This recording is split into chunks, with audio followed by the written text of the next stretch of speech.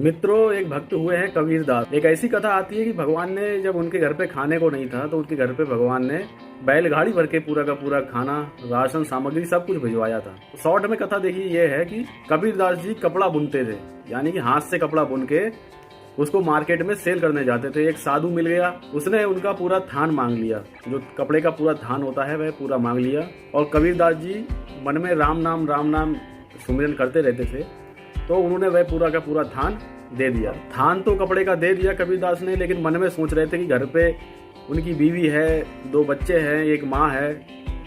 अब वो तो भूखे जो है मरने वाले हैं, क्योंकि घर में कुछ खाने को तो है नहीं। इसी कारण वह 2-3 दिन अपने घर ही नहीं जाते हैं कि घर पे क्या जवाब देंगे। तभी क्या होता है कि भगवान एक बंजारे का रूप धारण करके आते हैं और बैलगाड़ी पे जो आवश्यक सामग्री रहती है वह कबीरदास जी के घर पे पहुंचा देते हैं।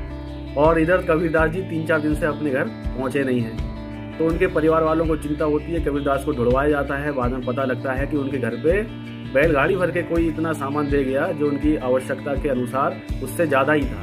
तो कबीरदास जी को यकीन हो जाता है कि भगवान जो हैं उस बैलगाड़ी में जो उनके लिए परिवार को आवश्यक सामग्री थी वैसा पहुंचाने आए थे, साथ में बंजारे का रूप धारण करके आए थे। जब कबीरदास जी ये सोचते कि भगवान ने मेरे लिए कष्ट उठाया, मेरे लिए इतना सामग्री मेरे घर पे उन्होंने पहुंचा दी, तो भगवान को कष्ट हुआ जान उन्होंने वह सामग्री सभी निर्धनों में बांट दी। जब वो सामग्री बांट रहे थे तो कुछ पंडित थे, उनको ये देख के बहुत बुरा लगा कि ये सब जो है निर्धनों में ये सामान इसने इतनी माया लुटा दी, और हम ब्राह्मण हैं, हमें इसने पूछा तक नहीं। अब वहाँ के ब्राह्मण पीछे पड़ गए, या तो हमें धन दो वरना हम यहाँ पे तुम्हें रहने नहीं देंगे।